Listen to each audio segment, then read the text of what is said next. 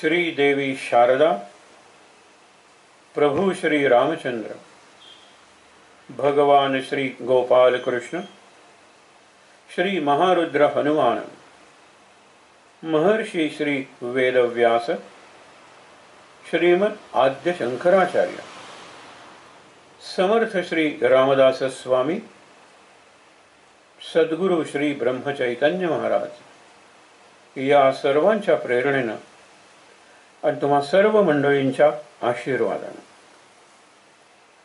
रामरक्षेबद्दल जे आपण चिंतन गेले काही दिवस करतोय, आज रामरक्षेतले श्लोक आणि त्याच्यात ते 4 महत्त्वाचे श्लोक की जे आपल्याला प्रपंचात आनंद निर्माण करण्यासाठी उपयोगी पडतात, त्याच्यावर आपण मुख्यतः विचार करणार आहोत. आज ज्येष्ठ शुद्ध अष्टमी, त्याला दुर्गाष्टमी म्हणतात. पण आज महाराजांचे जे सद्गुरू येहळेगावचे तुकामाई, तुकाई चैतन्य, त्यांची आज पुण्यतिथी आहे. तिथे त्यांचं समाधी मंदिर आहे. भरपूर अन्नदान होतं. महाराजांना गुरुच असे भेटले की ते सर्व दृष्टीने मुक्त होते. म्हणजे मुक्ती, शांती, आनंद यांची प्रत्यक्ष मूर्ती म्हणजे तुकामाई. निरनिराळे अवस्था सांगितलेल्या आहेत. कोणाची अवधूत अवस्था असते, कोणाची उन्मनी अवस्था असते, कोणाची पिशाची अवस्था असते. अधूनमधून या सगळ्या अवस्था तुकामाई दाखवून देत त्यांच्या वर्तनात. लोकांना सवय झाली होती. कारण का की ह्यांच्या खूप सिद्धी आहेत यांच्या, तसा त्यांचा नाथपंथ. पण सगळ्यांना ते सांगायचे, संसारात राहा, संसारातली सुख भोगा, पण माझ्या पांडुरंगाला मात्र विसरू नका. म्हणजे नाथपंथाची उपासना होती. नाथांच्या म्हणून काही सिद्धी होती असतील, त्या त्यांना मिळाल्या होत्या. पण सांगताना मात्र सांगायचे पांडुरंगाला सोडू नका. हे जे पांडुरंगाला सोडू नका त्यांचं असायचं. महाराजांना सांगताना त्यांनी रामाचाच अनुग्रह दिला. राम हा तसं बघितलं तर त्यांच्याही जीवनाचा भाग होता. पण रामनवमीला दुपारी 12 वाजता महाराजांना अनुग्रह देऊन तुकामाईने जे सांगितलं, गुरुचा आदेश शब्दशः अक्षरशः तंतोतंत कसा पाळायचा, त्याचे उत्कृष्ट उदाहरण आहे आपलं महाराजांचं जीवन. म्हणजे आपल्याला म्हणावंच वाटतं की धन्य ते गुरु आणि धन्य त्यांचा शिष्य जे आपले सद्गुरू आहेत महाराज. तुकामाईंच्या डाव्या बाजूला काखेत एक नेहमी कुत्र्याचं पिल्लू असायचं. ते म्हणायचे दत्ताच्या बाजूला जे 4 कुत्रे आहेत ना, त्याचा सहारा आहे माझ्या हातातलं कुत्र्याचं पिल्लू, नवीन जन्मलेलं वगैरे असेल. दुसऱ्या हातात चिलीम असायचं. चिलमीत ना कधी तंबाखू ना कधी आग अग्नी. परंतु जय गुरु म्हणलं की त्यातून धूर निघायचा आणि हे झुरका मारायचे. लोकांना आश्चर्य वाटायचं. सिद्धी असेल किंवा योगाग्नी ज्यांनी सिद्ध केलेला आहे आत, त्यांना या गोष्टी काही अशक्य नाहीत. शेगावच्या गजानन महाराजांच्या जीवनात सुद्धा असा प्रसंग आहे. तर या तुकामाईने त्यांच्या अद्भुत जीवनातून महाराजांनाही काही सिद्धी दिल्या. महाराजांनी काही सिद्धी निरनिराळ्या गुरूंकडून आधीच मिळवल्या होत्या. पण सिद्धींकडे या लोकांचं तेवढं लक्ष नसतं. चमत्कार त्यांच्या जीवनात घडून जातात आणि ते घडताना सुद्धा लोकांचं कल्याण, स्वतःची प्रसिद्धी नसते. सिद्धी आणि प्रसिद्धी यांचं विळ्या भोपळ्या इतकं सख्य आहे. प्रसिद्धीच्या मागे लागला की सिद्धी कमी होते. तुम्हाला एक अगदी जिवंत उदाहरण सांगतो. वाचा सिद्धी प्राप्त झालेले एक गृहस्थ आणि लोक त्यांच्याकडे जायचे, मुलगा होईल का मूल होईल, काही वर्षांपूर्वीची गोष्ट आहे. तर त्यावेळेला ते सांगायचे त्याप्रमाणे घडायचं. आमचं घर यावर्षी पूर्ण होईल का पुढच्या वर्षी, यावर्षी पाऊस केव्हा येईल, हे सगळं सांगायचे. त्याच्यात लोकांचं कल्याण होतं आणि यांच्या वाचा सिद्धीचं तेज चांगलं राहिलं. मग कुणाला तरी कल्पना सुचली आणि ह्यांना त्यातून पैसे मिळवण्याचा मार्ग दिसला. लोकांनी मटकेचे नंबर विचारायला सुरुवात केली. आज कोणते ओपन, कोणता क्लोज, किंवा एखादा जर असेल तर रेसचा घोडा कुठला लागेल, आणि ते सांगायला लागले. त्याप्रमाणे घडायला लागलं. झालं काय की काही महिन्यात त्यांना वाचा सिद्ध आणि समोर त्यांचा आडनाव असलेला हा बोर्ड काढावा लागला. कारण वाचा सिद्धी गेली. प्रसिद्धी, पैसा आणि त्यातून मला मोठी कीर्ती मिळवायची तर नाहीच. सिद्धी या तुमच्या दासी असल्या पाहिजे. त्या सिद्धी तुमच्या जर स्वामिनी बनल्या तर तुमच्यावर राज्य घालतील आणि तुमचा सत्यानाश करतील, अधःपात घडवतील. हे तुकामाईंना चांगलं माहीत होतं, पण खूप सिद्धी होत्या. तुकामाईंच्या चरित्रातलं एकच बघायचं, त्यांनी महाराजांना दिलेला आदेश, तू राहणार गोंदवल्याला, तो ग्रामीण भाग आहे, तुझ्याकडे शेतकरी, गवळी, धनगर, कुणबी ही ग्रामीण मंडळी येणारच. तू त्यांना त्यांच्या भाषेत सगळा परमार्थ अध्यात्म सांगशील, अगदी सोपा करून सांगशील. पण लक्षात ठेव, तुझ्या आयुष्यात असा एक कालखंड येणार आहे की ज्या वेळेला तुझ्यासमोर शिकलेली मंडळी असतील, शहरातली मंडळी असतील, मध्यमवर्गीय मंडळी असतील, प्रापंचिक मंडळी असतील आणि चिकित्सक मंडळी असतील, त्यांना तुला नावाचं महत्व पटवून द्यायचंय. त्यांच्यात श्रीराम जयराम जय जयराम या मंत्राचा प्रसार करायचा आहे. रामाची आणि हनुमंताची मंदिरं बांधायचे, तिथे उपासनेची व्यवस्था आणि उत्सवाची सुद्धा व्यवस्था निर्माण करायची. महाराजांच्या वाणीरूप आविष्कारात विशेषतः महाराजांच्या समोर, महाराज देहात असताना सुद्धा गोंदवल्याला किती मोठे डॉक्टर भाटवडेकर वगैरे किती मंडळी गेलेले, ते औंधचे महाराज गेलेले, किती तरी मंडळींनी महाराजांच्याकडे जाऊन थक्क झालेले. आता तसं बघायला गेलं तर लोकमान्य टिळक आणि जिन्सीवाले यांच्यातला वाद आणि महाराजांनी लवाद होते, महाराज न्यायाधीश होते, बडवे होते, त्यांच्यातला वाद मिटवा. ब्रिटिश सरकार म्हणाले आमची काही हरकत नाही, बडव्यांच्या दोन्ही पक्षांना मान्य असेल तर. ते म्हणाले आम्हाला मान्य आहे, कारण जवळच आहेत आमच्या पंढरपूरच्या आणि आम्ही यांना चांगले ओळखतो.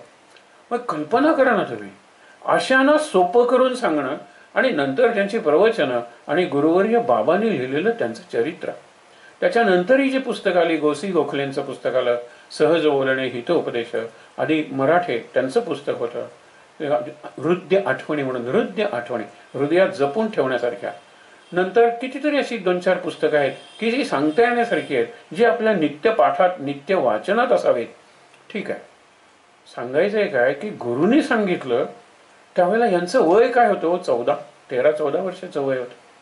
शिक्षण किती, 3रीत शाळा सोडलेली, आणि गुरु सांगतोय त्याला हो म्हणणं आणि तसं आयुष्यभर जगून. कारण त्याच्यानंतर जवळजवळ 55 वर्ष महाराज देहात होते आणि त्याच्यानंतर आपण म्हणतो ना की 1925 ते 67-42 वर्ष वाणी रूपातून बोलत होते.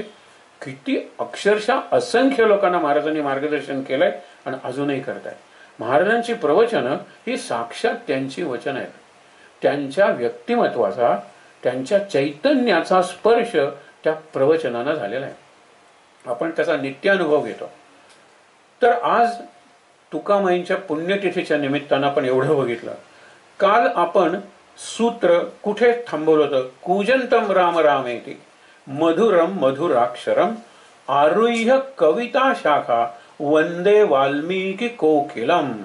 वंदे वाल्मिकी कोकिलम म्हणजे वाल्मिकी हा कोकिळ आहे आणि तो कवितेच्या फांदीवर बसलेला आहे. कल्पना बघा, आरुह्य कविता शाखाम.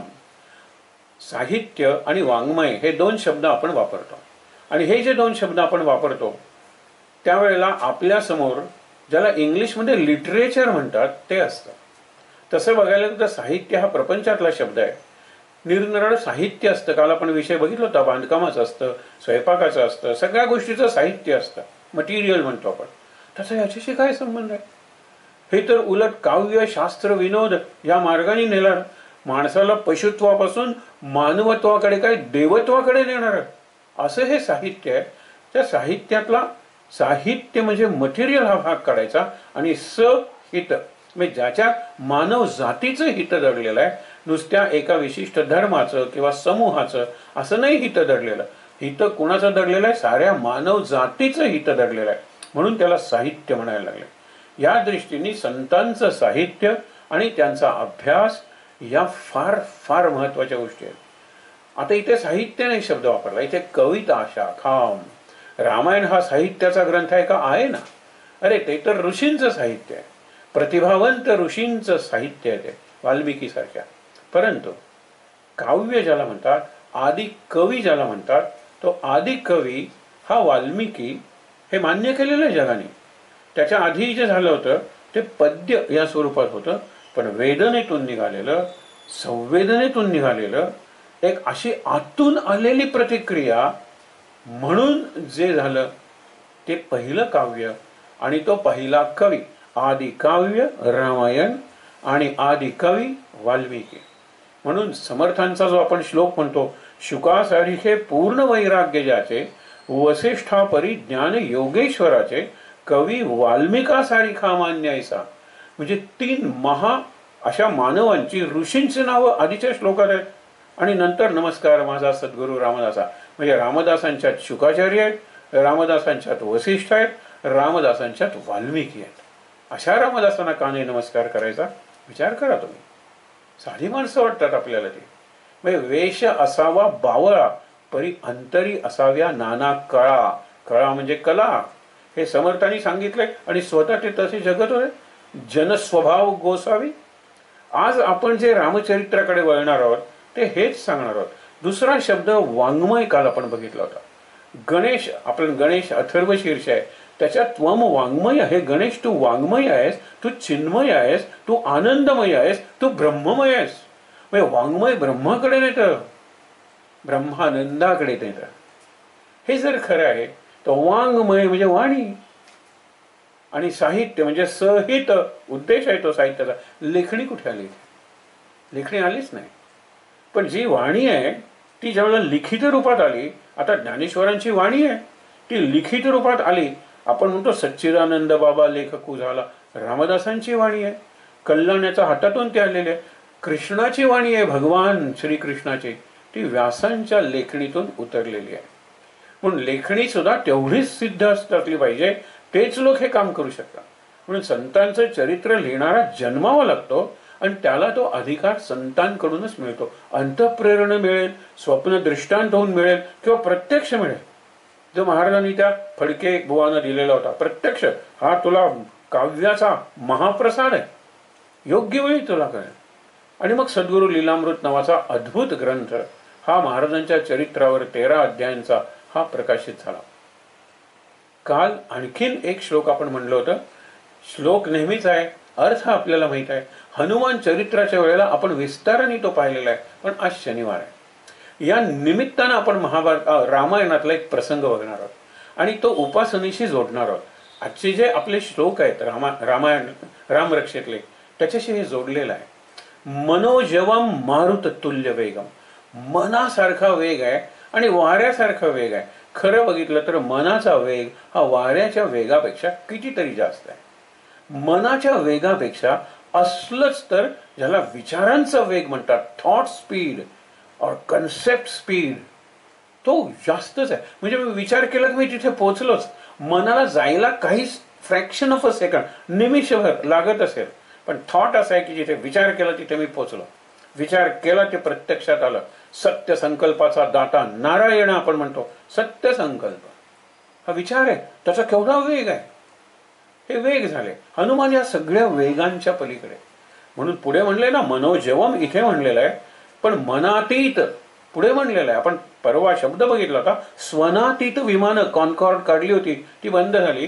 पण स्वनातीत म्हणजे ज्याला आपण साऊंडचा स्पीड म्हणतो, ध्वनीचा वेग म्हणतो, त्या ध्वनीच्या वेगापेक्षा अतीत म्हणजे अधिक, बियॉन्ड, पलीकडे.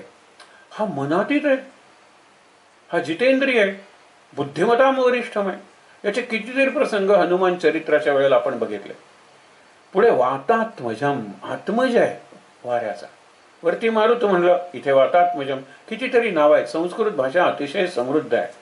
एकेका शब्दाला अनेक प्रतिशब्द आहेत, पण छटा निरळ आहे. आकाश म्हणलं, नभ म्हणलं, तारांगण म्हणलं, व्योम म्हणलं, ख म्हणलं, आकाशच आहेत की होई, पण निराळा आस्पेक्ट आहे. पण संस्कृत भाषेत असे प्रतिशब्द आहेत आणि मजा वाटते ते ऐकायला. अमरकोश नावाचा एक ग्रंथ आहे, त्याच्यात असे प्रतिशब्द दिलेले आहेत आणि ते वाचताना एवढं आपल्याला समृद्ध झाल्यासारखं वाटतं. ठीक आहे, आपण पुढे जाऊया. वातात्मजम वानर यूथ मुख्यम. आज आपण बघितलं होतं ना की नेत्याला काय पाहिजे. विनायक आपण एक विचार बघितला होता. काय पाहिजे? त्याला चांगलं नेतृत्व पाहिजे, निराळ्या पद्धतीचं नेतृत्व पाहिजे. आपण पुन्हा केव्हा भेटू त्यावेळेला आपण नेतृत्वाच्या कोणत्या कोणत्या शैली आहेत याच्यावर विचार करूया. फार सुंदर शैली आहेत, फार सुंदर विचार आहेत आणि निसर्गातलं निरीक्षण करून असे विचार ज्या वेळेला मांडले जातात त्यावेळेला ते जीवनाला फार जवळ येतात. कारण आपण निसर्गापासून जरी दूर आलेलो असलो तरी निसर्ग आपल्यापर्यंत पोहोचलेलाच आहे. पंचमा भूतातलं जे आकाश आहे ते कुठेही गेलात तरी तुम्ही चुकवू शकत नाही आहे ते. त्यामुळे काय की ज्या वेळेला हनुमंताचा विचार येतो त्यावेळेला त्याच्याकडे नव्या पद्धतीचं कर्तृत्व आहे, नव्या पद्धतीचं नेतृत्व आहे आणि नव्या पद्धतीचं वक्तृत्व आहे. हे जिथे एकत्र येतं लक्षात ठेवा. म्हणून तो लोकनाथ आहे, तो दीनानाथ आहे, तो प्राणनाथ आहे आणि तो जगन्नाथ आहे. हे भीमरूपी मधलेच आलेले शब्द आहेत. मग कसल्या निरनिराळ्या पातळीवर त्याचं नेतृत्व आहे. हा हनुमान स्वतःचा परिचय करून देताना आपण त्याला नमस्कार करताना श्रीराम दूतम शरणम प्रपद्ये. शरण प्रपद्ये काल बघितलं की आपला पाय आहे, तळपाय किंवा घोटा, अँकल ज्याला म्हणतात ते, आणि गुडघा, नी, त्याच्या मधल्या भागाला घट्ट धरायचं की तुम्ही जाल तिकडे मी येईन. तुम्ही लाथाडलं तरी मी धरलेलंच आहे, पकडलेलंच आहे. शरणम प्रपद्ये. आता कुठला शब्द आपण बघतोय? हनुमान आहे ना, हा दूत म्हणून स्वतःचा परिचय करून देतो. आपण त्याला ना एवढं जितेंद्रियम बुद्धिमताम वरिष्ठम वानरयूथ मुख्यम आणि मी नमस्कार करतोय ना शरणम प्रपद्ये. मग त्याला रामदूतच का म्हणायचं? कारण ते त्याला आवडतं म्हणून. केवढा विनय संपन्न आहे. आपण आज अष्टशुद्धींचा विचार करणार आहोत. उपासना करायला या शुद्धी जर असतील ना तर उपासना फार पुढे जाते. उपासना कमी वेळात स्थिर होते. लक्षात घ्या आपण. म्हणून मला काय म्हणायचंय की ज्यावेळी हनुमंताचा विषय येतो त्यावेळेला रामायणातला एक प्रसंग, हे विषयांतर नाही आहे, कृपया लक्षात घ्या. ज्या वेळेला सुग्रीवानी वानरांना पाठवलं सीतेचा शोध घ्यायला, त्यावेळेला पूर्व, पश्चिम, दक्षिण, उत्तर असे त्यांनी 4 गट केले आणि सीता रावणाने नेलेली आहे. रावणाची लंका दक्षिणेकडे आहे म्हणून दक्षिणेकडचा जो गट होता वानरांचा त्याच्यात हनुमान, सुग्रीव राजा आहे लक्षात ठेवा, पण अंगद आहे ना त्याचा मुलगा, हा अंगदा ह्याचा मुलगा, वालीचा मुलगा, पण तो आहे त्याच्यात. नळ आहे, निळ आहे, जंबुवंत आहे. सगळे महत्वाचे त्या दिशेनं जाणाऱ्यात आहे. सुग्रीवाने सांगितलं होतं की सीतेचा शोध लागायच्या आत जर परत आलात ना तर मी तुम्हाला ठार मारेन. यशस्वी भव. आणि झालाच पाहिजे. हे येतात येतात येतात हे समुद्रापर्यंत पोचतात. समुद्रापर्यंत पोचल्यानंतर हा अथांग समुद्र किंवा अपार समुद्र पार दिसत नाही पलीकडचा. काय करायचं? सगळी वानरं खाली मान घालून बसली. जांबुवंतांनी प्रत्येकाला विचारलं, नळ तू किती हा सागर पार करून जाशील? म्हणला जास्तीत जास्त इथपर्यंत जाईन. नीळ म्हणाला मी जरा पुढे जाईन. अंगद म्हणाला मी जाईन पार करून पण मला परत यायला जमणार नाही. बाकीची वानरं काय म्हणाली? आम्ही उडी मारून डुबुक इथल्या इथे पडू. हनुमान कुठे? बाजूला बसलेला आहे. त्याला वाईट वाटतंय की रामाची सेवा करण्याची ही सुवर्ण संधी आहे आणि आपण काही करू शकत नाही, कारण आपण एक सामान्य वानर आहोत. सगळी वानरं म्हणाली की आता परत गेलो तर सुग्रीव मारणार आहे, पुढे जायला काही मार्ग नाहीये, आपण इथे प्रायोपवेशन करूया. हा प्रसंग मुद्दामून बघा. अन्न पाण्याचा त्याग करून इथेच मरूया की सुग्रीवाने मारण्यापेक्षा इथे समुद्राकाठी मरूया. इतकी वानरं मरणार कारण अन्न पाण्याचा त्याग करणार म्हणजे आपल्याला बरेच दिवस मेजवानी मिळणार असं एक जण स्वतःशी एवढ्या जोरात म्हणाला. म्हणजे आपण म्हणतो ना गॉड यू आर ग्रेट, देवा तू महान आहेस. कुठेतरी एखादं उंदीर वगैरे छोटं छोटं मी काहीतरी खात होतो, आता एवढी वानरं मरणार आणि ते सडली कुजली तरी आम्हाला चालतात. बघितलं तर मागे एक गिधाड. त्याला ज्या वानराने हे ऐकलं तो वानर त्याला ऐकू येईल अशा आवाजात म्हणाला की जटायू ते गिधाड कुठे आणि हे गिधाड कुठे? त्यांनी रामाची सेवा करत आमचा प्राण, स्वतःचा प्राण दिला आणि हा आमचा प्राण जाण्याची वाट बघतोय. त्यावेळेला ते म्हणाले तुम्ही जटायू बद्दल बोलला, ह्याला पंख नाही आहेत, हा खुरडत येतो. तर त्यावेळेला तो म्हणतो की जटायू माझा भाऊ, आणि तिथे त्यांनी जटायूचं श्राद्ध केलं वगैरे अशी सगळी वर्णन असतात. हे सगळे जीव सारखे हे वर्णन करण्यासाठी असतात. म्हणाला जरा थांबा, गेला समुद्र होता, हे केलं वगैरे मंत्र वगैरे. आता गिधाड येते त्याचं बघितलं तर, पण जटायू केवढा प्रगत गिधाड आहे, सुसंस्कृत गिधाड आहे, कारण रामाची सेवा करतो आणि म्हणून रामाने त्याला सन्मान दिलेला आहे. तर त्याला म्हणाला की लहानपणी आम्ही शर्यत करत होतो, हे थोडक्यात सांगतो. एकदा ठरलं सूर्याला स्पर्श करून यायचा. तो माझा जटायू सांगतो अरे जाऊ नको, जवळ जळशील, सूर्यापेक्षा मी अत्यंत शक्तिमान आहे, माझ्या पंखावर उष्णतेचा परिणामच होणार नाही. इतका जवळ गेलो की माझे पंख जळून गेले, मी खाली पडलो. इथे वाळू होती, या समुद्राच्या काठी वाळू होती, झुडपं होती, मी मेलो नाही. आणि जटायू कुठे गेला मला माहीतच नाही, कारण मी उडू शकत नव्हतो. आणि जटायूला मी मेलो असंच त्याला वाटलं असेल, कारण त्यांनी मला पडताना बघितलं. मग जटायूची मला कथा सांगा. मग त्यांनी जटायूचा सगळा प्रसंग सांगितला आणि सांगितलं राम म्हणत रामाच्या मुखाकडे पाहत तो मुक्त झाला. तो गृध्र म्हणजे गिधाड योनीतून मुक्त झाला. त्यावेळेला तो म्हणतो मला रामाची सेवा करायची, काय करू? तर त्यावेळेला तो म्हणाला की माझी दृष्टी तीक्ष्ण आहे, मी ह्याच्यावर जातो टेकडीवर आणि बघतो लंका मला दिसते, तिथे तुम्ही सांगितलेल्या वर्णनाची स्त्री आहे का? तो त्या तीक्ष्ण दृष्टीने बघून सांगतो, काय सांगतो की अशी एक स्त्री आहे, एका वनात आहे, त्याला अशोकवन वगैरे नाव माहीत नाही, परंतु ती अशी रडते, उसासे टाकते, तोंडानं काहीतरी पुटपुटते, तीच सीता असली पाहिजे. पण आता प्रश्न जाणार कोण? याला काही पंख नाही आहे, आणि हा जाऊन काय करणार आहे गिधाड? आता जांबुवंतांनी हनुमंताला त्याच्या शक्तींचं स्मरण करून दिलं, याच्यामध्ये हा प्रसंग आहे. हनुमानाच्या शेजारी हा जाऊन म्हणतो संपाती, अरे उड्डाण काय म्हणतोस? उड्डाणाच्या निरनिराळ्या पातळ्या असतात. आणि म्हणून त्यांनी 6 पातळ्या सांगितल्या. वाल्मिकींचा विचार आहे हा, 6 पातळ्या सांगितल्या. तर उड्डाण म्हणलं ना की एक छोटीशी कविता आठवते. समुद्राचं पाणी म्हणतं आमचा आपला तळ खाली, आकाश कसं उंच आहे, तारे कसे उंच आहे, उडता आलं तर बरं होईल. असं म्हणता म्हणता पाण्याची झाली वाफ, वाफेचे झाले ढग, वाऱ्याबरोबर तरंगत सुटले, पाणी उडायला लागलं. फुलाला वाटलं काय आपण सतत मातीशी जोडलेलं, ते मुळं मातीत, हे झाड, झाडाची फांदी मातीशी जोडलेलं, आपल्याला कसं उडता येईल? इतक्यात एक फुलपाखरू आलं, फूल त्याच्याशी एकरूप होलं, त्याच्यावर एकाग्र होत होत फुलच झालं फुलपाखरू आणि लागलं उडू इकडून तिकडे. याच्यात उपासनेचा संदेश आहे, लक्षात. हे संपाती सांगत नाही, ही एक दुसरी कविता आहे. देवळातल्या ज्योतीला वाटलं आपण कितीही तेजस्वी असलो तरी आपला आपला मुक्काम त्या वातीशी जोडलेला, आपल्याला कुठे उडता येते. तिला उडण्याची एवढी प्रबळ इच्छा झाली, ती काजवा झाली आणि उडायला सुरुवात केली. मुलाला वाटलं आपण उडावं, पंख नाहीत, काय करायचं? मग त्याला आतून सांगितलं गेलं, अरे तुला बुद्धी आहे, तुला कल्पनाशक्ती आहे, तुला विचारशक्ती आहे, आणि तुला नवनिर्माण शक्ती, क्रिएटिव्हिटी आहे, वापर कर ना त्याचा. मग मुलांनी विचार करायला सुरुवात केली, त्याचा वापर करायला सुरुवात केली, ऍप्लिकेशन म्हणतात. तो मोठा होत गेला आणि त्यांनी बनवलं विमान, उडायला लागला. नंतर त्यांनी आकाशयानं बनवली, आता तर चंद्र काय, मंगळ काय, शनी काय, बघा ना, उडायला लागला माणूस. सांगायचंय काय की पेशकीट नावाचा जो एक किडा आहे, कीटक आहे, ज्याला दत्तात्रेयांनी गुरु केलेले, तो विशिष्ट सीझन मध्ये होतो. थोडक्यात तुम्हाला सांगतो. आणि गांधी कुंभारीण माशी असते ना, वास म्हणतात इंग्लिशमध्ये तिला, ती अशी चिखलाची घरं वगैरे बांधून ठेवते, तुम्हाला माहित आहे. आणि त्या घरात या कीटकाला नेऊन ठेवते आणि तोंडाने ते घर बुजवते.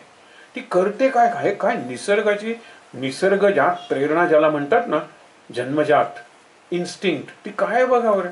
ज्या ह्याच्यात ते किडे होतात ना जास्त, त्यावेळेला ती ही जाते, कुंभारीण माशी जाते आणि नांगी असते तिला, ती अशी मारते. मारल्याबरोबर ज्याला आपण लोकल ॲनास्थेशिया म्हणतो ना, तसा तो भाग त्याचा बधीर होतो, पण तो किडा जिवंत आहे. कारण मी जर ह्याला मारलं ठार तर उद्या वगैरे तो वाळून जाईल, मला खायला मिळणार नाही, आणि मी असे 100 किडे पकडणार आहे. मी 100 निरनिराळी घरं बांधलेली आहेत, म्हणून ती टकूक करते आणि हा बहिरून पडतो.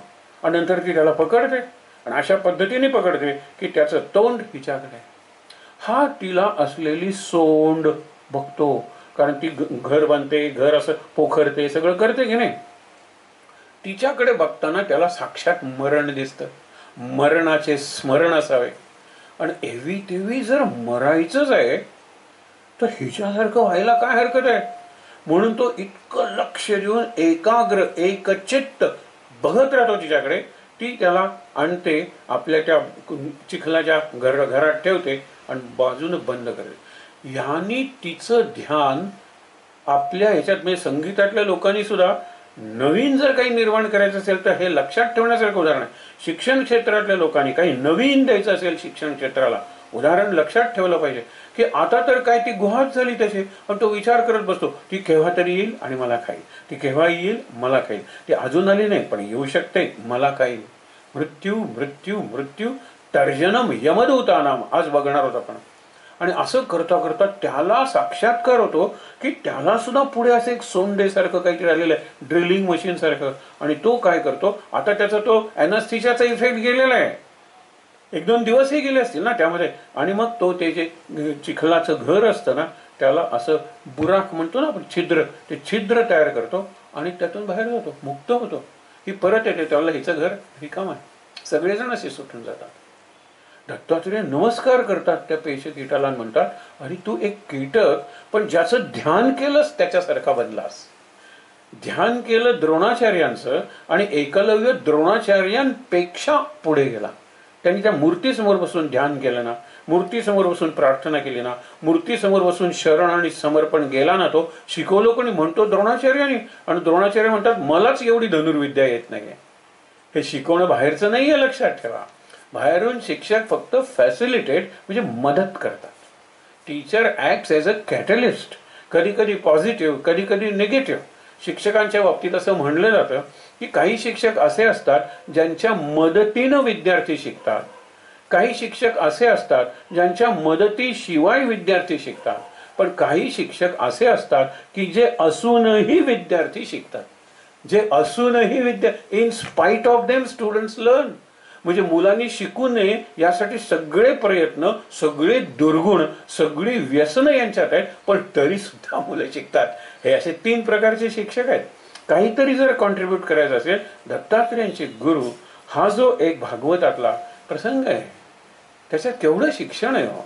सगळे ते 24 निरनिराळ्या प्रकारचे गुरु आणि 25वा स्वतःचा देह. तर संपातीनं शेवटी हनुमंताकडे गेला, अरे तू बाजूला का बसलायस, आता तुमच्यापैकी कोणी मरू नये असं मला वाटतंय, कारण मी सुद्धा रामाचं कार्य केलेलं आहे, पण तू असं का बसलायस. म्हणून हा संवाद आधीच आहे आणि नंतर तो म्हणतो रामाचं कार्य केलेलं आहे, सीता नक्की तिथे आहे. आणि मग तो जळतो आणि त्यातून एक दिव्य असा पुरुष बाहेर पडतो आणि संपाती सुद्धा त्या गिधाडाच्या योनीतून मुक्त होतो. जसा जटायू झाला तसा रामाचा स्पर्श झाला. आपण राम रामेति रामेति रमे रामे मनोरमे हा रामाचा स्पर्श आहे. रामापेक्षा सूक्ष्म असा राम नामाचा स्पर्श आहे. आज आपण तो विषय पाहतोय. तर त्यांनी काय सांगितलं हनुमंताला, अरे उड्डाण काय म्हणतो, हे चिमण्या, कावळे, कबूतर, विशेषतः चिमण्या कबूतर हे दाणे आणि अन्नाचा कण, कावळा निदान बाकीचे काहीतरी मांसाहारी वगैरे सगळ्या प्रकारचा आहे, पण तरी सुद्धा हे जमिनीपासून 100 हात उंचीवर उडतात. 100 हात, कारण त्यांचा देहच अशा प्रकारे बनलेला असतो आणि पंखात शक्तीच तेवढी असते, ती भिरभिर भिरभिर असेच काहीतरी उडतात. त्याच्यानंतरचा जो असतो तो पोपट आहे, फळं खाऊन जगतो. तो फलाहार करणं, त्याचा आहारच फळांचा असल्यामुळे त्याचा देहच असा बनतो की तो जास्त चांगला उड्डाण करू शकतो. हे उड्डाण देहाचंच असलं पाहिजे असं नाही, हे पंखाचंच असलं. आपण म्हणतो ना, मी कल्पनेच्या पंखावर घेऊन स्वप्नांच्या राज्यात गेलो. पंख कल्पनेचे सुद्धा असू शकतात, विचार करा तुम्ही. म्हणून पोपट त्याच्यापेक्षा 100 हात वरती उडतो. त्याच्यापेक्षा आणखीन 100 हात वरती तिसरी पक्ष्यांची कॅटेगरी आहे, ज्याला कुरर, हे घारीसारखा आहे तो, क्रौच, सारस, बगळे वगैरे आपण म्हणतो ना, बगळ्यांच्या जातीचे, ते त्याच्यापेक्षा वरती उडतात. कारण त्यांचं काय शरीर असतं सुंदर, आणि पंख म्हणजे अगदी त्यांचे मान हे सुंदर, आणि त्या मानाने पंख मोठे असतात आणि पाय असे मागे घेतले की छान उडतात. कावळा काय पाय मागे घेऊन उडत नाही, कावळा फडफड फडफड फडफडच करतो. चिमणी पण काय ते उडतात. सारस पक्षी, क्रौच पक्षी किंवा बगळे साधे हे हे त्यांच्याही पेक्षा वरती उडतात. आणि 4थी आणि 5वी पातळी म्हणजे त्याच्यापेक्षा आणखीन म्हणजे 200 हात वर उडणारी ही आम्हा गिधाडांची पातळी. गिधाड गरुड तसे आम्ही एकाच वंशातले, पण आमची एवढे पंख आहेत आम्हाला, गरुडापेक्षा मोठे, विंग स्पॅन ज्याला म्हणतात, गरुडापेक्षा मोठे. चोच आमची जी आहे ना, अरे काही आम्ही फाडू शकतो. गरुडापेक्षा जास्त बलवान आमची चोच आहे आणि आमचे पंजे एवढे घट्ट असतात कारण गरुडापेक्षा आम्ही मोठे असतो. आम्ही जर असे 50 गिधाडं उडायला लागलो ना तर ढग आल्यानंतर सूर्य दिसत नाही ना, तसा सूर्य दिसणार नाही तुम्हाला. विचार करा. पण आमचं लक्ष फक्त खाण्यात. आम्हाला वरती गेल्यावर दृष्टी दिलेली आहे, पण कुठे जनावर मेलंय का, कुठे मरतंय का, कुठे एखादा असा प्राणी आहे का की ज्याला फक्त खाणं खाणं खाणं. त्यामुळे पंख मोठे असले तरी आमचं पोटही मोठं असतं, म्हणून आम्हाला उडता येत नाही. साधनेत तुम्हाला सांगितलेलं आहे जितकं हलकं तितकं उड्डाण जास्त. आणि उड्डाण म्हणजे वरची अवस्था आहे, समाधीची अवस्था आहे. वरती आणखीन हलकं आणखीन हलकं. आणि तो गरुड आम्हा पक्ष्यांचा राजा आहे. आम्हाला निषिद्ध अशुद्ध पक्षी म्हणतात, अधम पक्षी म्हणतात गिधाडांना. काय गिधाडासारखी वृत्ती आहे, किती हावरट आहे, किती हव्यासी आहे, किती लालची आहे. गिधाड हा प्रतिष्ठित असा पक्षी नाही आहे. गरुड आहा, काय त्याची ती चोच, काय त्याचे ते पंख, काय त्याचे ते पंजे. लक्षात घ्या. आणि पोट अगदी स्ट्रीम लाईन ज्याला म्हणतात ना, अगदी व्यवस्थित बांधेसूद असा तो नेमका नेटका नेमस्त अशी शरीराची बांधणी असलेला गरुड हा नुसता पक्ष्यांचा राजा नाही आहे, तर तो विष्णूचं वाहन आहे. आणि त्यामुळे त्याला काय मिळतं, हे वरची पायरी आहे, लक्षात ठेवा. त्याला मिळतं काय, त्याला पहिल्यांदा सत्स्पर्श मिळतो. विष्णूचा स्पर्श म्हणजे आणखीन काय पाहिजे. काय कालियाला कृष्ण म्हणतो की मी तुला मारू शकत नाही, रमणक द्वीपात जे सरोवर आहे तिकडे तुझा, नदीत नको, नदी प्रवाही असते, सगळं विषानी नदी प्रवाही झाली आणि जनावरं माणसं मरायला लागलेली आहे. मी तुला मारू शकत नाही आहे, कारण का माझ्या पायाचा स्पर्श तुला झालेला आहे. तो नाचला ना त्याच्या पायावर, स्पर्श झालाय, तू जा. तो म्हणतो मीही तुझा भक्तच आहे. कालिया ही काळाची शक्ती आहे, म्हणून ती काळी काळी यमुना आपण जे म्हणतो ना, कालशक्ती आहे ती. आणि ती म्हणलं तर अमृत आहे, म्हणलं तर विषारी आहे. कृष्णाने त्याला सांगतो तुझं विष तिथल्या तिथे कर, आम्हाला अमृत पाहिजे यमुनेतून वाहणार, आणि ते अमृत गायींच्या दुधातून आम्हाला मिळेल हे सांगतात. दुग्धम गीतामृतम महत, हे गीतामृत झालं. पण वृंदावन गोकुळात असताना कुठला अमृत पित होता, गायीचं दूधच पित होता. गोरस ज्याला म्हणतात तेच पित होता. पुढे जाऊया आपण. तर त्याला सत्स्पर्श मिळाला, त्याला सत्संबंध मिळाला. संबंधी देहाच्याने असतात. विष्णूकडे कोण जाणार आहे, तो राक्षस वगैरे विष्णूकडे गेले तरी काहीतरी नम्र होऊनच जातात ना, नमस्कार करायलाच जातात ना. माणूस गेला काहीतरी वरदान मागायला जातो, देव सुद्धा त्राहिमाम पाहिमाम, आणि मग विष्णू अवतार घेतो, असं आहे ना. हे सगळे संबंधी. गरुडाला संबंधी आहे, संपर्क, कॉन्टॅक्ट. अरे विष्णूचा कॉन्टॅक्ट आहे. विष्णू जिथे जिथे जातो तिथे तिथे कॉन्टॅक्ट. काही लोक असे असतात ज्यांचे कॉन्टॅक्ट 10 असतात, त्या 10 जणांचे 100 असतात, त्या 100चे 1000 असतात, 1000चे लाख असतात. म्हणजे याचे कॉन्टॅक्ट किती लोकांपर्यंत गेलेले आहेत. आणि सगळीकडे हा अत्यंत आदरणीय म्हणून समजला जातो. तो ओळखत नाही लोकांना, पण तुम्ही वा, हे सगळं महत्वाचं आहे. म्हणून त्याला सत्संपर्क लागतो आणि सत्संग. कारण येणार कोण, नारद, येणार कोण, तुंबरू, येणार कोण, ऋषी. म्हणजे सत्संग आहे, सत्संबंध आहे, सत्स्पर्श आहे, एक लक्षात ठेवा. आणि सगळ्यात महत्वाचं म्हणजे सत्संपर्क आहे. कॉन्टॅक्ट चांगला आहे, रिलेशन्स चांगली आहे, टच चांगला आहे, आणि संघ म्हणजे कंपनी चांगली आहे. किती सुंदर गरुड आहे, विचार करा. आणि म्हणून तो आमचा पक्षी आहे. हे सांगितल्यानंतर हनुमंताला वाटलं की आपल्याला उड्डाण करता येईल, कारण आपण यापैकी असं काही अधम काही करत नाही, खातच बसत नाही, वाटेल ते खात नाही, आणि रामाचे भक्त आहोत. आणि मग जांबुवान येऊन त्याला जाणीव करून देतो. पण हनुमान आणि संपाती हा संवाद आणि त्याच्या निमित्तानं उड्डाण, हे उड्डाण महत्वाचं नाही आहे, या आपल्या उपासनेतल्या पायऱ्या आहेत. आपण रामरक्षेकडे येऊया. काल कूजंतम राम रामेती, त्याच्या पुढचा जो श्लोक आहे, आपदाम अपहर्तारम दातारम सर्व संपदा. काल आपण मधले 3 श्लोक बघितले होते. कुठले बघितले होते श्लोक, की श्रीरामचंद्रम शरणम प्रपद्ये, श्रीरामदूतम शरणम प्रपद्ये. हनुमंताचं आज सुद्धा एक आख्यान आपण बघितलं. आणि वंदे वाल्मिकी कोकिलम. आता आपदाम अपहर्तारम दातारम सर्व संपदाम लोकाभिरामम श्रीरामम भूयो भूयो नमाम्यहम. हा अनेकांना आवडणारा श्लोक आहे. कारण का, सकाम भक्ती ज्यांना करायची आहे त्यांना हा श्लोक खूप आवडतो. कारण आपदाम अपहर्तारम म्हणजे संकट घेतात, पुढे काय देतो, सर्व सुखदाम म्हणजे विपदा गेली, संपदा आली. संपदा पाहिजे, संपत्ती. विपदा आपदा म्हणजे विपत्ती आपत्ती ती गेली पाहिजे. आपदाम अपहर्तारम दातारम सर्व संपदाम लोकाभिरामम श्रीरामम. भूयो भूयो भूयो भूयो म्हणजे पुनः पुन्हा पुन्हा पुन्हा नमस्कार करतो. कुणाला? लोकाभिरामम लोकांना आनंद देणारा, लोकांचं कल्याण करणारा. श्रीराम म्हणजे सीता राम. लक्ष्मीयुक्त नारायण म्हणजे श्रीराम, श्री कृष्ण. हे लक्षात ठेवा. आता सर्व सुखदाम म्हणजे काय? तेच की भीमरूपीत मागितलेलं धन धान्य पशुवृद्धी पुत्र पौत्र समग्री पावती रूप विद्यादी. आणखी काय? सर्व मिळाल्या सर्व संपदाम. आपदाम अपहर्तारम दातारम. दातारम म्हणजे देतो. सर्व संपदाम या सर्व संपदाम आहे. काय उरले ह्याच्यात? काही उरलेलं नाही. दृढदेह मागितलेलं आहे, रूप मागितलेलं आहे, विद्या मागितलेली आहे, धन मागितलंय, धान्य मागितले. त्या 2 ओळीत किती मागून गेलेले आहेत रामदास. आणि निस्संदेह मन सुद्धा मागितलेलं आहे. कारण तो मनाची देवता आहे हनुमान, आणि ही हनुमानाची स्तुती असलेलं हनुमान स्तोत्र आहे. म्हणजे सगळं मागितलेलं, सर्व सुखदाम, सर्व मिळतात, सर्व संपदाम. त्या रामाला मी नमस्कार करतो.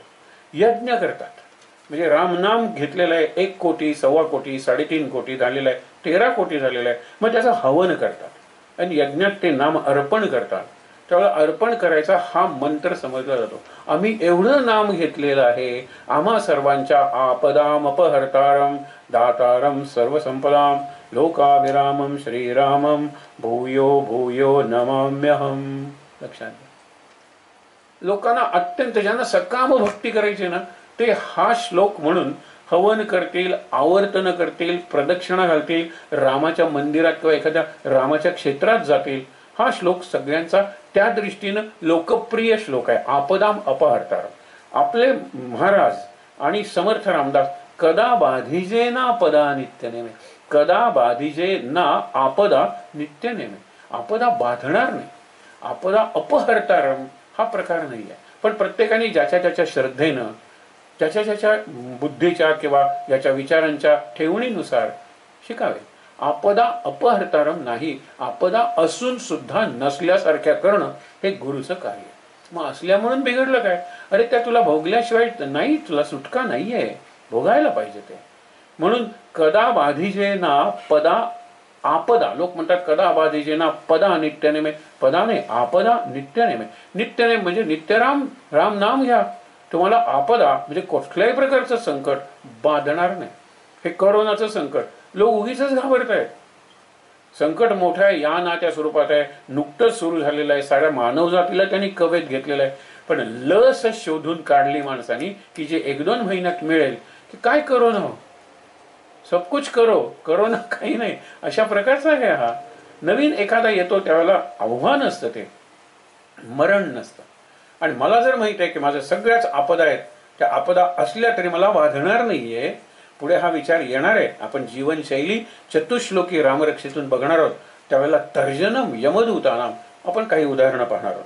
म्हणून इथे लक्षात ठेवा की हा झाला त्याच्यानंतरचा श्लोक. आपदाम अपहर्तारम दातारम सर्व संपदाम लोकाभिरामम श्रीरामम भूयो भूयो नमाम्य. हा 35वा श्लोक आहे.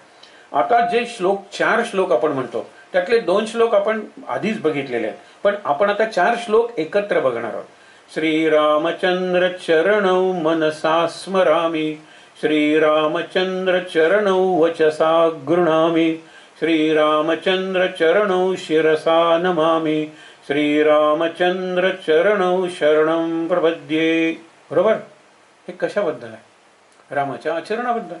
माझा जो आदर्श देव आहे, माझा जो जीवनादर्श आहे, मनोरथ अस्माकम, आमच्या मनात एक अत्यंत आदर्श अशा पुरुषाचं जे चित्र आहे, जी प्रतिमा आहे, जी मूर्ती आहे, तो साक्षात राम आहे.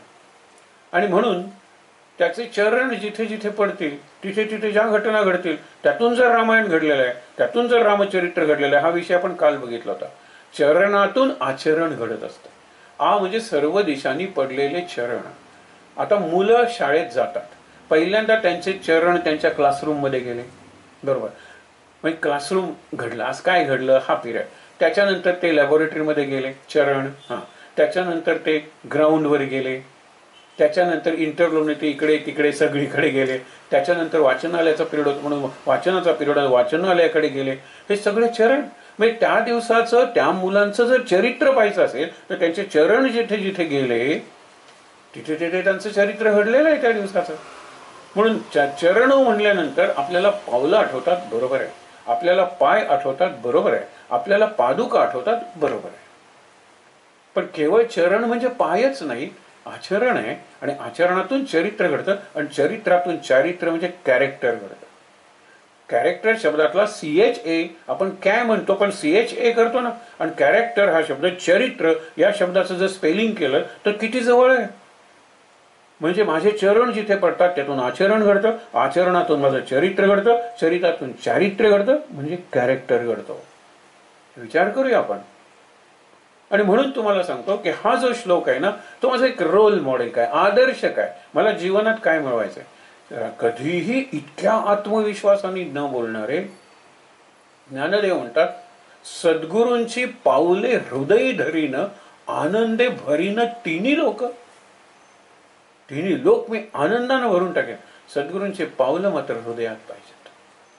इथे शिरसा नमामी आहे, वचसा गृणामी आहे आणि मनसा स्मरामी आहे. हे तिन्ही मिळून हृदय होईल किंवा मन म्हणजे हृदय आपण समजूया. हृदयात पाहिजे. हृदय चौफाळून आपुले त्यावरी बैसवी सद्गुरूंची पाऊले. मानस पूजेत जर तुम्ही पादुकांची पूजा केली तर ते पादुकांचं विसर्जन तिथेच करा. इथे राहा महाराज तुम्ही. आणि माझ्या सर्व कृतींना आजच्या दिवसाच्या तुम्ही साक्षी व्हा आणि प्रेरक व्हा. म्हणजे प्रेरणा द्या आणि तुम्ही साक्षी आहात म्हणजे माझ्याकडून चुका होणार नाहीत असं नाही, लगेच मला चुकांची जाणीव करून द्या. सद्गुरूंची मूर्ती म्हणजे जिवंत सद्गुरू किंवा त्यांच्या पादुका मी हृदयाच्या गाभाऱ्यात, हृदयाकाशात जर मी स्थापन केल्या तर मला भीतीच नाही आहे. सद्गुरू जिथे मी जाईन तिथे आहे. श्रीरामचंद्र चरणो वचसा गृणामी, श्रीरामचंद्र चरणो शिरसा नमामी. वचसा गृणामी, वच म्हणजे वाचा, शिर म्हणजे शरीराचा भाग आहे काया, आणि मनसा स्मरामी, काया वाचा मने. जर मी रामाच्यातच राहिलो, मी जिथे जाईन तिथे काया वाचा मने राम माझ्या बरोबर राहिला तर काय. एक गंमत तुम्हाला सांगतो, मी रामाबरोबर राहणं आणि राम माझ्या बरोबर राहणं दोन्ही महत्वाच्या आहेत गोष्टी. पण त्याच्यात जास्त चांगलं काय आहे, राम माझ्या बरोबर राहणं.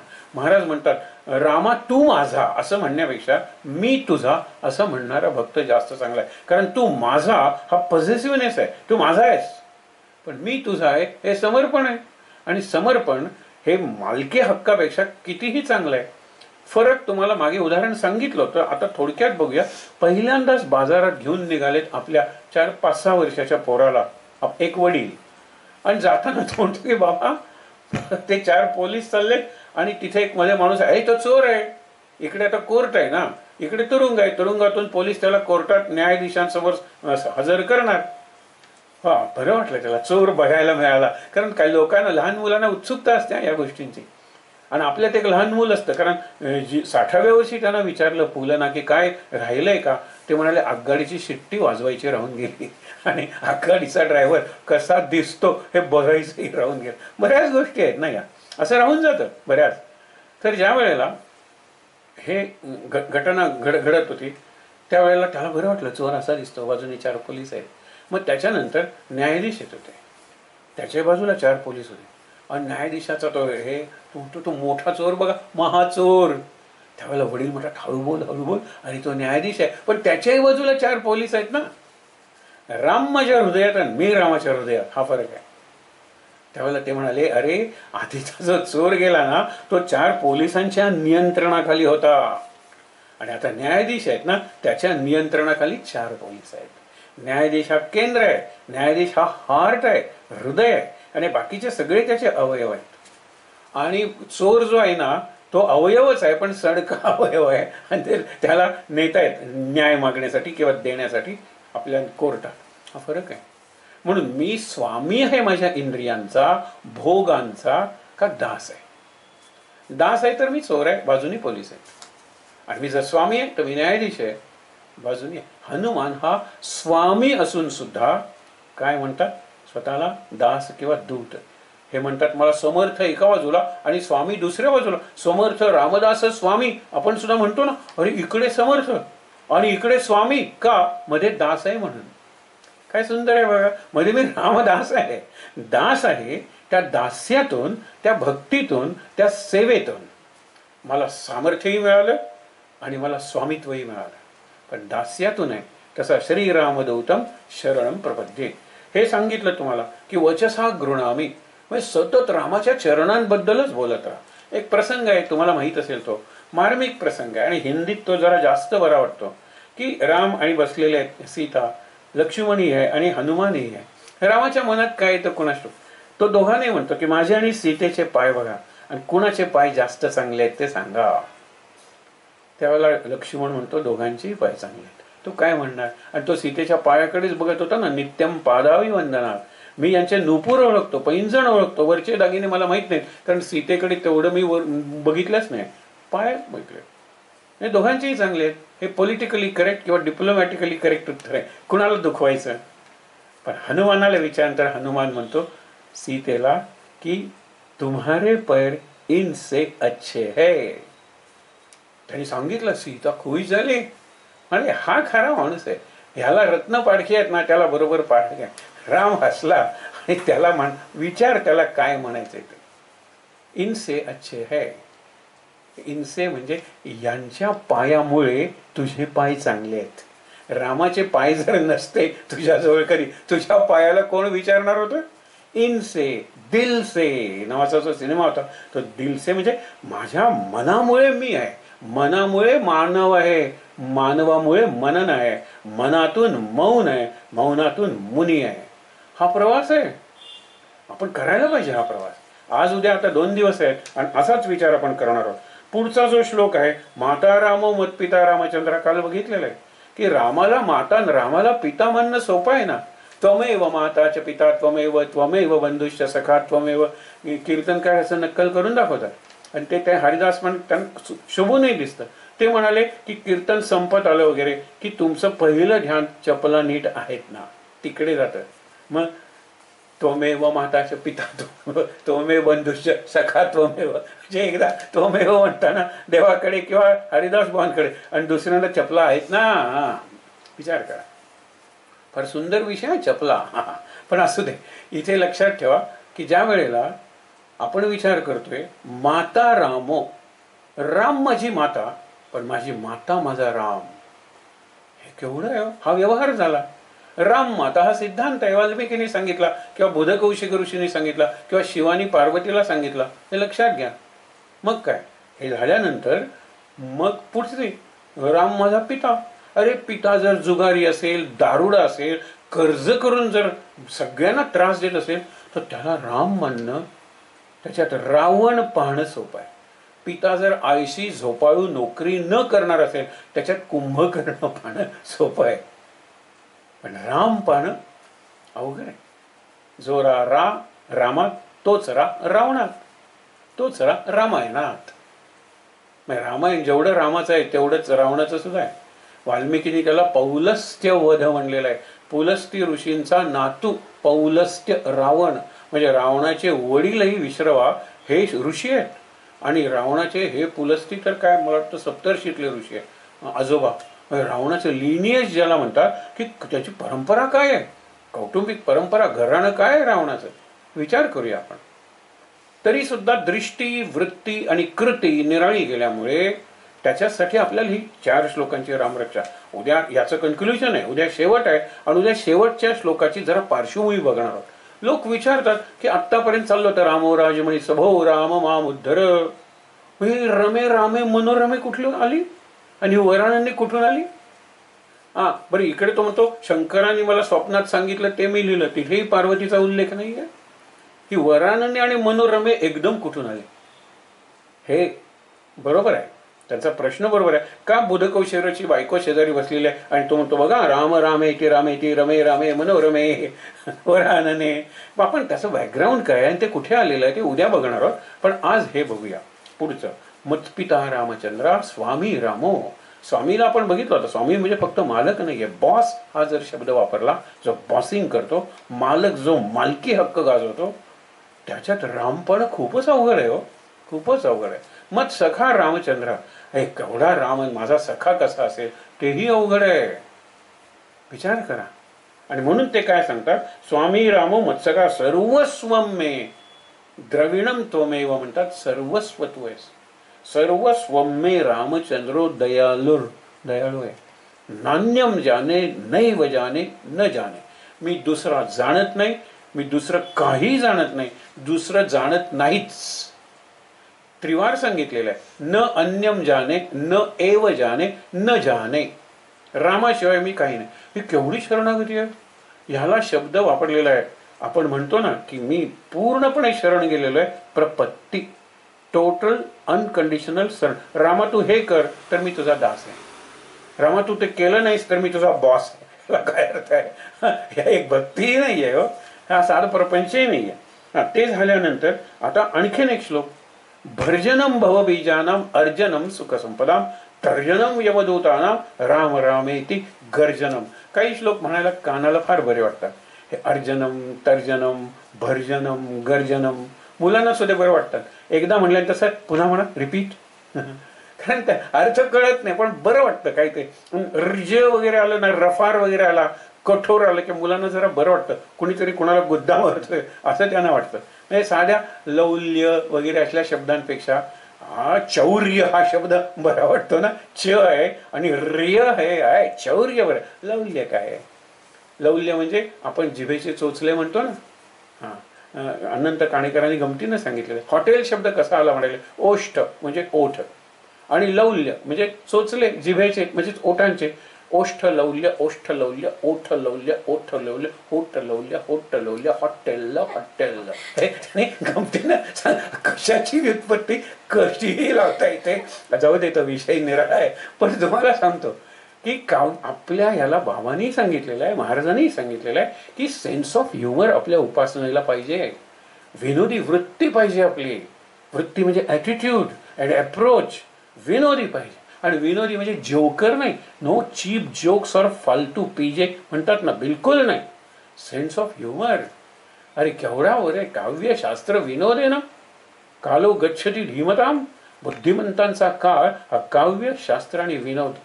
पण समर्थ रामदास म्हणतात टवाळा आवडे विनोद. हे चीप जोक्स, हे पीजे वगैरे असतात ना, जे तुम्ही व्हॉट्सअपवरून सर्क्युलेट करता वगैरे, असे निरनिराळे असतात. आणि त्याला काय टवाळ, तुम्हाला वेळ आहे ना म्हणून म्हणत नाही. मी क्षमा मागून तुम्हाला सांगतो, हे व्हॉट्सअप फेसबुकवाले आहेत ना, त्यांना समर्थांनी टवाळच म्हणलं असतं. कारण एकतर फॉरवर्डच करायचं आहे, टेक्स्ट करायचंच नाही आहे काही. एनिवे त्याच्यातून सुद्धा खूप चांगल्या गोष्टी मिळतात, चांगलं शिक्षण होतं. सध्या चांगल्या कविता येतात. मध्यंतरी एक कोरोना स्तोत्र म्हणून आलं होतं आणि आम्हाला लोकांनी विचारलं फोन करून की हे कुठल्या ग्रंथात आलेलं आहे. म्हणलं हे कुणीतरी रचलेलं आहे, पण अप्रतिम रचलेलं आहे आणि अत्यंत छान म्हणलेलं आहे. तुमच्याकडे अजून जरी असेल, कारण म्हणजे त्याच्यात कोरोना आहे, चीन आहे, विषाणू आहे, तिथून आलेला आहे तो, हे सगळे वर्ग. अरे हे केलेलं स्तोत्र आहे. पण ज्यांनी केलं असेल ना त्याला नमस्कार, त्याच्या प्रतिभेला नमस्कार. आणि ज्यांनी गायलंय ना, वा, त्याच्या गायन शैलीला नमस्कार. तुम्हाला मिळवा म्हणून व्हॉट्सॲपवर काय किंवा फेसबुकवर काय खूप चांगल्या गोष्टी असतात. Choice is mine. न मला ठरवलं पाहिजे काय योग्य, आणि त्याच्यावर माझी जीवनशैली ठरणार आहे. हे पुढे बघा तुम्ही काय सांगितलेलं आहे, भर्जनम भव बीजानम. हे सगळ्यात महत्वाचं. भव म्हणजे संसार, प्रपंच, तुमचे सगळे व्यवहार, व्यापार, बाजार, हे सगळे भव या शब्दात येतात. भर्जनम भव बीजानम.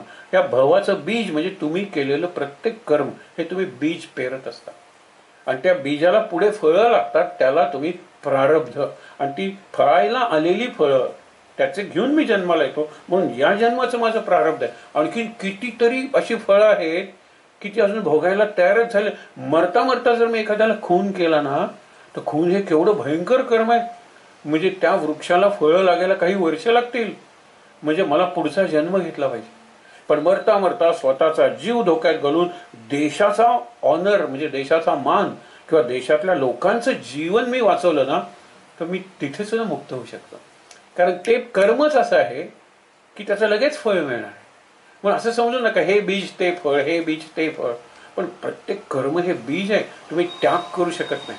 म्हणून जाताना देवा आज तुझ्या प्रेरणेने, तू दिलेल्या शक्तीनं, तू शिकवलेल्या युक्तीनं आणि तूच दिलेल्या कौशल्यानं मी एक गोष्ट करणार आहे ज्याच्याबद्दल मला आशीर्वाद पाहिजेत. कोणती गोष्ट ती मी तुला नंतर सांगेन. देव मनातल्या मनात हसतो. हा जातो, हा कॉपी करणार आहे. कौशल्य देवानी दिलेलं, बुद्धी देवानी दिलेली, अभ्यास न करण्याची बुद्धी देवानी दिलेली, युक्तीनं कसं तिकडे सुपरवायझर बघतोय तर एवढं करायचं, हे सगळं आहे. आणि आल्यावर सांगतो की देवा, गीतेतला एकच विचार मला कळलेला आहे, मला आवडलेला आहे की कर्म करायचं आणि फळ टाकून द्यायचं. तेव्हा देवा, कॉपी या कर्माचं फळ मी टाकून देतो. हा, तुला नैवेद्य दाखवतो. टाकून देताच येत नाही हो. कुठलंही फळ टाकून देता येत नाही, ते भोगावंच लागतं. आणि भोगावं लागतं तर आपल्याला आसक्ती टाका. की फळ कसं मिळेल, मिळेल की नाही, किती वेळाने मिळेल, मलाच मिळेल का इतरांना मिळेल, हे विचार नको. त्यातून टेन्शन निर्माण होतं, मनावर स्ट्रेस निर्माण होतो. गोविंदा रे गोपाळ सबई भूमी गोपाल की आणि सबई कर्म कृष्णार्पणम असतो. आणखीन काय पाहिजे? अरे आनंदात राहा. आणि म्हणून इथे सांगितलेलं आहे पुढे, भर्जनम भवबीजानाम. ही भट्टी कुठली आहे? तर श्वासांची भट्टी आहे. प्रत्येक श्वासावर जर नाम चालू आहे तर तुम्ही कुठलंही कर्म करत असाल ते कर्म भाजलं जातं. आणि भाजलं गेल्यानंतर ते परत पेरलं जात नाही, त्यातून नवीन कर्म निर्माण होत नाही. मग एक गमतीदार सांगतो की तुझं नाव काय रे? तो काहीतरी नाव सांगतो की माझं नाव रामू, कुठलं तरी नाव आणि काहीतरी विजय दत्ता आणि काहीतरी नाव सांगायचं कुठलं तरी. समजा कुलकर्णी सांगितलं, रामू दत्ता कुलकर्णी. मग ह्या वाक्याचा क्रियापद कुठलं रे? आता हे वाक्य नाहीये हे सुद्धा त्या मूर्खाला माहित नाही. आणि शिक्षकाचा इंटरव्ह्यू द्यायला आलेला आहे, कुलकर्णी क्रियापद. मग या वाक्याचा कर्ता कोण रे? कर्ता खरं दत्ता आहेत ना, हे वडील हे करता आहेत ना, हे कर्म आहे ना वडिलांचं. तो म्हणतो करता मी आहे. ते म्हणाले अरे बाबा, रिटायर झाल्यानंतर इंटरव्ह्यूला ये, काय सांगणार? आणि याला विचार करा तुम्ही. म्हणून म्हणतो की आपण जर मुळापर्यंत जायचं तर भर्जनम भवबीजानाम अर्जनम सुख संपदा. सगळ्यांना सुख संपदा मिळवायची घाई झालेली आहे, पण बीज भाजायला वेळ नाहीये त्यांना. कारण भट्टी कुठली रे? भट्टी आतच दिलेली आहे, सुंदर भट्टी आहे आणि ती चालू आहे. श्वासांची भट्टी आहे. तिथे कर्म बीज म्हणजे आत काही कर्म घालायचं आणि भाजून ते काही चणे फुटाणे नाही आहेत. काही उदाहरण दिलेलं आहे. आता मी हे कर्म करतोय, मी या विद्यार्थ्यांना शिकवणार आहे, बरोबर, आणि यातले किती जण पास होतील वगैरे मी भाजून टाकलेलं आहे. मी भर्जनम तप केलेलं आहे, मी स्वतः अभ्यास केलेला आहे, सोप्यात सोपं करून या विद्यार्थ्यांना शिकवलेलं आहे. असे शिक्षक असतात की मी आता हा म्हणून निवृत्त झालो, मी काही शिक्षक म्हणून निवृत्त, पण माझी इंग्रजी चांगली आहे तर मी काय करेन की मी इंग्रजीच्या विद्यार्थ्यांना शिकवेन, गरीबातल्या विद्यार्थ्यांना शिकवेन, एकही पैसा न घेता शिकवेन. भर्जनम भवबीजानाम. पण मी हे इतकं केलं, कोणी मला थँक्यू म्हणलं नाही, हे इतकं केलं मला कोणी मुलाखतीला आलं नाही, तर हे भर्जनम भवबीजानाम नाही, हे बी पेरलेलं आहे. आणि प्रत्येक पेरलेल्या बियाचं जर एक एक रोप आलं तर त्याला किती भोगावं लागणार आहे. कारण रोपाची काळजी घ्या, तण काढा, पेस्टिसाइड मारा, ते चोरापासून वाचवा. आता तर टोळधाड आलेली आहे, टोळधाडीपासून वाचवा. किती कटकट आहे. त्यापेक्षा श्रीराम जय राम जय जय राम आज मी तुम्हाला शिकवणार आहे. श्रीराम जय राम जय जय राम इतकं सोपं करून शिकवणार आहे. श्रीराम जय राम जय जय राम तुम्हाला ते कळलंच पाहिजे. श्रीराम जय राम जय जय राम लक्षात राहा. हे श्रीराम जय राम जय जय राम हा आत म्हणतोय, लक्षात ठेवा. नाहीतर मुलं एक एक करून उठून जाते, सरांना वेळ लागलं म्हणून. आत नाम चालू आहे, आत भट्टी चालू आहे श्वासांची. भर्जनम भवबीजानाम. किती सोपी युक्ती आहे, तुम्ही करून बघा. तुम्ही म्हणजे आपण करून बघूया म्हणतात, पण आम्ही थोडासा प्रयोगावरून किंवा अनुभवावरून सांगतो. अगदी थोडा, इन्फिनिटेसिमली स्मॉल म्हणतात, मायक्रोस्कोपिकली स्मॉल, अगदी लहान, त्याच्यावरून सांगतो. खूप समाधान मिळतं, खूप आनंद मिळतो. आणि कशावरही अवलंबून नसलेलं समाधान आणि आनंद ही खरी गुरुकृपा आहे. गुरुकृपा घर आम्हाला वाटलं नव्हतं होईल म्हणून आम्ही नावच दिलं गुरुकृपा. अरे कसलं श्रम साफल्य, गुरुकृपा, पितृस्मृती, नावाला जागेल असं काही त्या घरात घडत नाहीये. शेवटच बघणार आहोत आणि रामो राजमणीपासून उद्या आपण सुरू करणार आहोत. अर्जनम सुख संपदा, तर्जनम यमदूतानाम, राम रामेति गर्जनम. अरे रामाची गर्जना करा जर तुम्हाला यमदूतांना घाबरायचं असेल तर. आता यमदूतांना कसं घाबरवायचं एक प्रसंग सांगूया आणि शेवटचा विचार घेऊन थांबूया. प्रसंग काय आहे? गदिमाना कॅन्सर झालेला आहे आणि गदिमाने अत्यंत सकस असं गद्यही लिहिलेलं आहे, पण कमी लिहिलेलं आहे. मंतरलेले दिवस वगैरे त्यांचं आत्मचरित्रात्मक वाचण्यासारखं आहे हो. हे खरं सिद्धहस्तच असतात पूर्वी.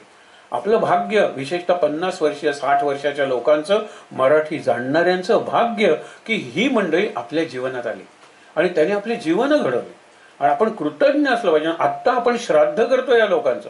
श्राद्ध म्हणजे विधी नाही, पिंड वगैरे. पु ल देशपांडेंचं नाव, अत्रेंचं नाव, साने गुरुजींचं नाव, ही सगळी माणसं आहेत ना, ही आपली श्रद्धास्थान आहेत. आपण ज्यावेळेला त्यांचं अवतरण त्यांना सांगतो, कोट करतो, त्यावेळेला बघा, गदिमांना ज्यावेळेला कळलं की आपला मृत्यू जवळ आलेला आहे, तर्जनम यमदूताना म्हणजे काय, त्यावेळेला त्यांनी एक लेख लिहिला, मृत्यू तुझे स्वागत आहे. मी तुला 3 पर्याय देतो. शेक हँड करू तुझ्याशी, का एम्ब्रेस करू तुला, हगिंग हल्ली म्हणतात, हग करू तुला, का किस यू, चुंबन घेऊ तुझं, हस्तांदोलन, आलिंगन का चुंबन. 3 पैकी कुठलाही पर्याय सांग, मी तयार आहे. तर्जनम यमदूताना. अरे काय घाबरायचंय, कितीतरी लोक असतात. म्हणून तुम्हाला सांगतो की राम रामेति गर्जनम, जनी भोजनी नाम वाचे वदावे, अति आदरे गद्य घोष हे म्हणावे. म्हणा ना तुम्ही, लाजता कशाला, 4 चौघात म्हणू नका. पण राम रामेति गर्जनम इथे आज थांबतोय. हा श्लोक घेऊन उद्या सुरू करणार आहोत. भर्जनम भवबीजानाम, अर्जनम सुख संपदाम, तर्जनम यमदूतानाम. म्हणजे मृत्यूला मी घाबरवणार नाही, मला मृत्यूची भीती नाहीये. अरे मृत्यू मला घाबरला पाहिजे, म्हणलं पाहिजे अरे किती चांगला माणूस आहे, किती लवकर मी त्याला घेऊन जातोय. डेथ बी नॉट प्राऊड नावाचं पुस्तक आहे. उद्या वेळ मिळाली तर थोडासा उल्लेख करूया. मृत्यू लाज वाटली पाहिजे तुला, इतक्या तरुणाला, बुद्धिमान माणसाला नेलास तू, हे विचार करा. म्हणून हे तर्जनम यमदूताना. महाराजांचे 2 प्रश्न ऐकत आपण थांबूया. महाराजांना एकाने विचारलं, महाराज हे यंत्रयुग आहे हो, सगळी यंत्र आहेत, सगळी निरनिराळ्या ठिकाणची वाहन आहेत, असं देवाकडे जाणार असं वाहन का नाही निर्माण केलं, असे एखादं यंत्र का नाही निर्माण केलं. महाराज म्हणाले, का नाही, नाम आहे ना, नाम हे यंत्र आहे, नाम हे वाहन आहे. नामात बसा, जयाने सदा वास नामात केला, नामात बसा, स्ट्रेट देवाकडे. देवाकडे झाला शॉर्टकट कुठला. अरे आता नामात बसल्यानंतर नाम हेच जर देव आहे हे शेवटी सांगायचंय आजचा विचार. तर ते म्हणाले शॉर्टकट कुठला. हो, अरे बापरे, इतक्या दूर तुम्हाला जर जायचंय, खिशात एकही पैसा नाही, जा चालत. थोडे पैसे आहेत, जा बैलगाडीनं. जरा जास्त पैसे आहेत, बस. जास्त पैसे आहेत, ट्रेन. आणखीन जास्त पैसे आहेत, विमान. शॉर्टकट आहेत का पैसे? 2 पैसे आहेत का जवळ? आपली ऐपत काय आहे, आपली लायकी काय आहे, आपली योग्यता काय आहे, आपली पात्रता काय आहे, ह्याचा विचार न करता तुम्हाला शॉर्टकट पाहिजे. आणि शेवटी महाराज म्हणतात, महत्वाचं आहे, आपण थांबणार आहोत. हे देवाकडे जायचं म्हणजे कुठे जायचं रे? मेल्यावर देवा घरी गेला, देवाज्ञा झाली असं म्हणतात. पण तू तर जिवंतपणे विचारतो, देवाकडे जर जायचं असेल ना तर कुठेही जावं लागत नाही, कुठेही यावं लागत नाही, कारण तो आहे तिथेच आहे. तर तुझ्यात आहे, माझ्यात आहे, तुझ्या आत आहे. डोळे मीट, देवाचा प्रवास सुरू. देवाकडे जायला प्रवास, आतला प्रवास आहे. म्हणलं तर प्रवास, म्हणलं तर प्रत्येक पावलाला मंजिल, मुक्काम आहे. पावलं पावली देव आहे. शांत बसूया. उद्या या आपण प्रवचनमाला म्हणूया, सहचिंतनमाला म्हणूया. त्याचा शेवट आहे. त्याच्यानंतरचा कार्यक्रम केव्हा असेल ते आपल्याला फेसबुक आणि सप्रेमवाणी यावरून कळवलं जाईल. खरं म्हणजे हे औचित्य नाही आहे मी स्वतःच या कार्यक्रमाबद्दल सांगणं, पण तुम्हाला फेसबुकवर वगैरे कळवलं जाईल. इतर ठिकाणी सुद्धा कार्यक्रम आपले होत असतात आणि ते सध्या या माध्यमातून जातात. हे सांगतोय अत्यंत मनाविरुद्ध, महाराजांची क्षमा मागून, महाराजांच्या समोर बसून. शांत श्लोक म्हणूया. चेहऱ्यावर प्रसन्न हास्य, डोळे मिटून घेऊया. समाधी पाहता समाधान होते, तनु कष्टवी त्यासी आनंद देते, मनी भाविता कामना पूर्ण होती, नमस्कार त्या ब्रह्मचैतन्य मूर्ती. नामस्मरे निरंतर ते जाणावे पुण्य शरीर, महादोषांचे गिरीवर रामनामे नासती श्रीराम.